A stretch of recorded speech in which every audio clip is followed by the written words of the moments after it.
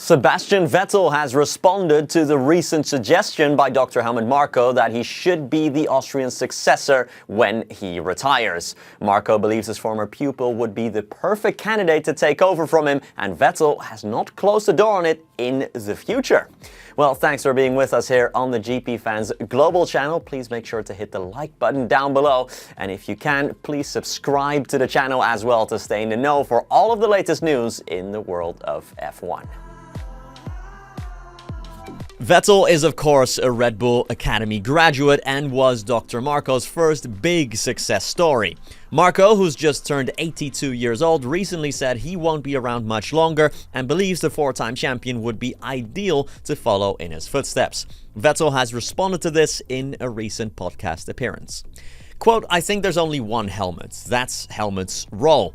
I think the challenge is quite inspiring overall, and of course the experiences Helmut and I have in certain respects are similar. He also grew up in motorsport in a totally different era, but essentially the wheel still turns the same way. So I think there is quite a bit that can be passed from one person to another, but we'll see if it can really be something for the future.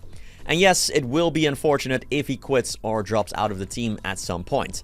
But even then, the team will have to move forward in some direction or another." The Mexico City Grand Prix has announced it has extended its contract until the end of the 2028 season. Despite having no Mexican representation, of course, on the F1 grid anymore, the sport will continue to travel to the Autodromo Hermanos Rodriguez for 4 more times. Mexico first featured on the F1 calendar back in 1962, but would disappear between 1970 and 86. After a few years of racing in Mexico City, there was another major gap between 1992 and 2015, when Mexico became a fixture again on the calendar. We have not left the Autodromo Hermanos Rodriguez since, and we won't do for another few years at least. 3 different teams have announced special liveries for this weekend's Miami Grand Prix, the first of 3 races in the USA this season. Ferrari, Racing Bulls and Sauber have all undergone a bit of a transformation. Let's check them out and you let us know which one's your favorite. Ferrari's new livery has not been received with overwhelming positivity, to say the least. The Italian team has mixed their famous red with quite a few blue accents. Ferrari had blue bits on the car last year too, but not nearly as prominently as this.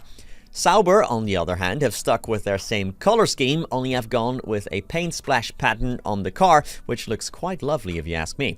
The showstopper, though, is from Racing Bulls. Have a look at this pink and white livery they have gone for. A very bold little number that Liam Lawson and Isaac Hadjar will prance around with at the Miami International Autodrome.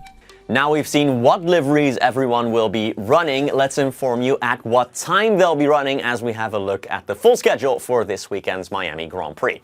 It's a sprint weekend, remember, so the timings are slightly different.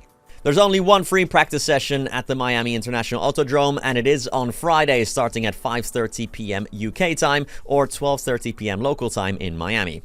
Sprint qualifying is next, starting at 10:30 p.m. in the UK or 4:30 p.m. Eastern. On Saturday, we of course start with the sprint race, which starts at 5 p.m. in the UK or at noon Eastern in the US. Qualifying for the Grand Prix is at 9 p.m. in the UK or 4 p.m. if you're on the East Coast in the US. And on Sunday, the Miami Grand Prix takes place at 9 p.m. in the evening in the UK or 4 p.m. Eastern if you're in the United States of America. That's it for me. I'll be back tomorrow. Catch you then. Thank you so much for watching. Peace.